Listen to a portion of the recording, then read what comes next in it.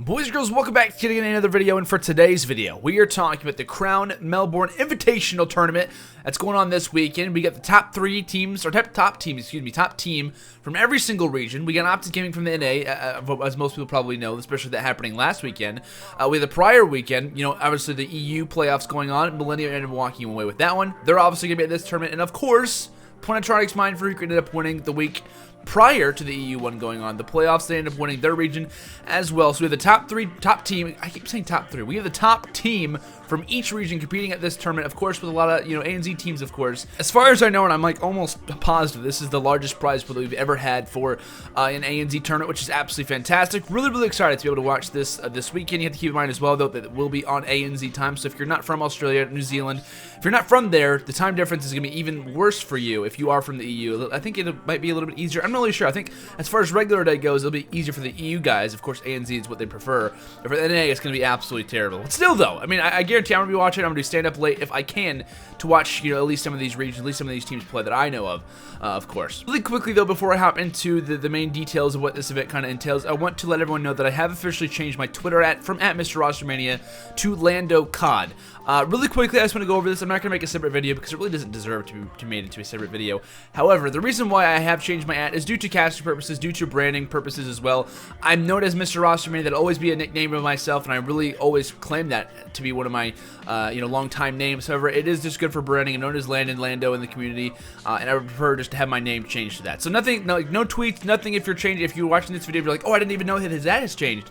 Nothing is going to change. It's just that the name on my Twitter has changed. I'll always be known as Mr. Rostermania. If you guys ever want to tweet me and still say, Mr. Rostermania things, like, that's totally fine. If you guys want to tweet me roster changes, there's no issue with that. Nothing is changing, just the name of my Twitter ad. It's as simple as that. I just want everyone to know because I guarantee some people who are watching this video haven't discovered that yet. So just letting you guys know, and we'll go ahead and move on. So I will also leave a link down to all of this stuff in the description that I was talking about just a second ago regarding the Crown Melbourne Tournament. Like I said, Akani Sports Media has a full-on page about this stuff. If you guys want to even follow them, I'll leave a link down to their Twitter. They're absolutely fantastic people, and they keep up on every single tournament, constantly updating it live, so you guys can know what's going on. If you aren't able to watch it live, you'll be able to have a little bit of a page kind of pulled up and knowing all the information that a lot of other people will. So basically, how this tournament has been broken now, there has been, or there will be in some cases, 3 different stages. Stage 1 consisting of a $3,000 prize pool, Stage 3 being a $7,000 prize pool, and Stage 4 being a $60,000 prize pool. So whenever you do look at the regular size prize pool, first place we walk away with $30,000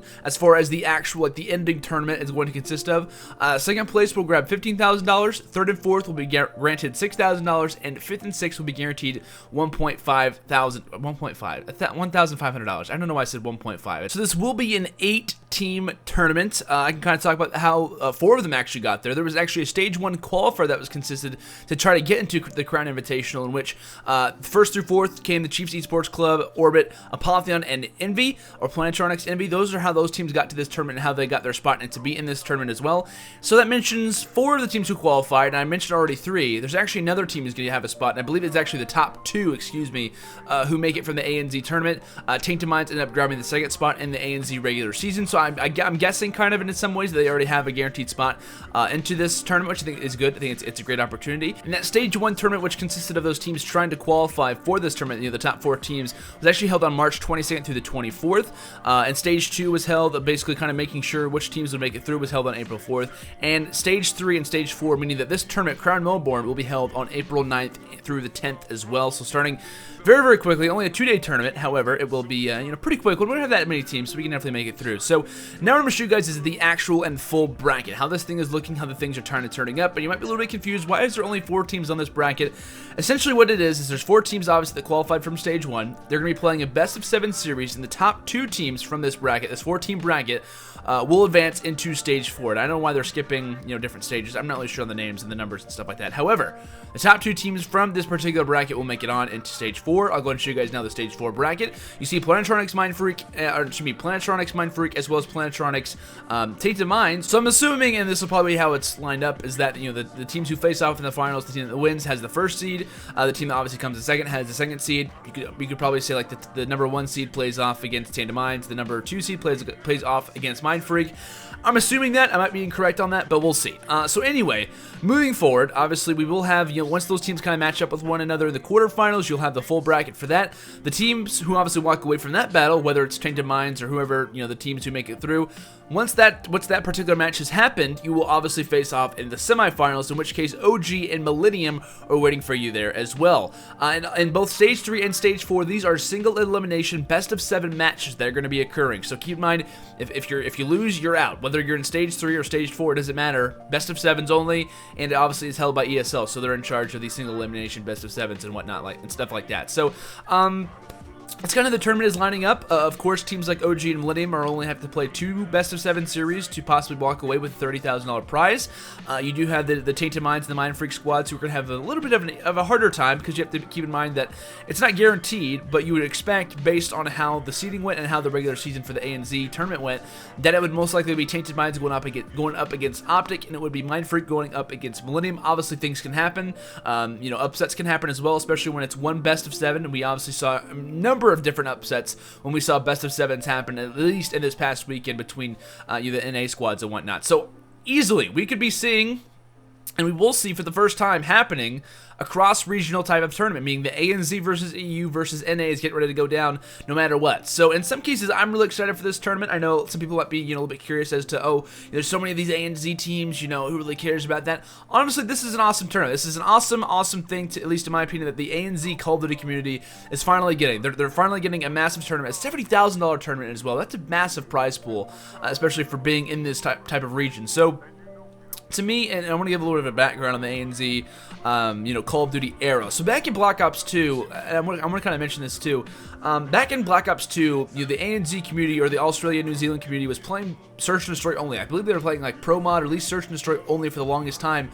Once Black Ops 2 started to roll around, they started playing actual competitive. So they haven't been playing competitive nearly as long as NA, nearly as long as the European guys have either. So in some cases, this is like, not like a new thing for ANZ, but they kind of were a little bit late to the whole situation. So that's why you're seeing a little bit of, not issues with their community growing, because it's growing at a rapid pace, but you do have to take into consideration as well why these regions aren't as popular, because it is still growing. The regions and the Call of Duty community behind, Australia is still growing. It's still getting up there. So this is an awesome tournament. This is an awesome opportunity for everyone involved, whether you're, behind the tournament, if you're casting it, if you're hosting it, whatever really is happening. It'd be awesome if we had an EU tournament happen in the next couple of weeks. And obviously we do have NA tournaments happen here and there, but it'd be great to have these different regional teams in the Call of Duty World League, vice versa, go to different places. Have an ANZ tournament this month, then have an EU tournament the next month, and then have an NA one. I just think stuff like this is great to me. I really enjoy stuff like this, and maybe even farther down the line, we could potentially have,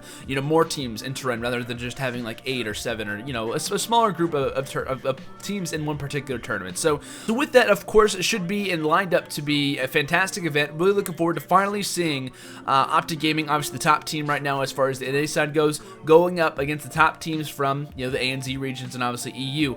I think it would be absolutely fantastic if the tournament does go the way it's supposed to see Plantronics go up against OG, and then to see OG also, if they do end up beating Plantronics, or Tainted Minds, excuse me, see them go up against Millennium, because I think that'd be absolutely fantastic. I'm really looking forward to finally seeing, like I said, a cross-regional type of tournament go down, and, I'm not really going to make any predictions. I mean, obviously, I can kind of predict and say, like, I think OG's going to win, I think Millennium's going to come in second, I think, and so on and so forth. I'm not really going to go into that, of course, but I said, guys, it's gonna be set to be a great tournament, and it will be held April 9th through the 10th. So you have to keep in mind as well, they are like a day ahead in some cases, so you kind of have to keep that in mind. Dates and times I will have linked down in the description to when all that stuff is going on. So I personally haven't been able to spot that stuff as of yet, but once I do, I will have that listed down in the description below. Something to keep in mind: we do have some interesting sponsors. Of course, we do have Crown Melbourne, who is hosting the tournament. We have some other stuff as well. I think Astro, I see Schnitz. I'm not really sure what exactly that is.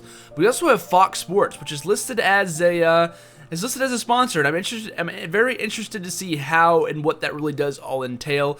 Fox Sports, very, very well-known website, as well as, a brand, I guess you could say, in the world of things. So I'm looking forward to see how that ends up turning out. I'm kind of curious to see what really all that entails and whatnot. Just definitely be looking out for some articles coming from their website. So guys, thank you so much for watching this video. Like I said, this wasn't meant to be like a very in-depth video, just a little bit of information video to let you guys know that there will be a pretty big tournament going on, $70,000, and the top team or teams coming from the ANZ region, of every region, kind of coming together, and we're finally going to see a cross-regional type of event go down. So guys, thank you so much for watching this video. If you guys did enjoy it, make sure to leave a like, and I will see you guys all later. Peace out.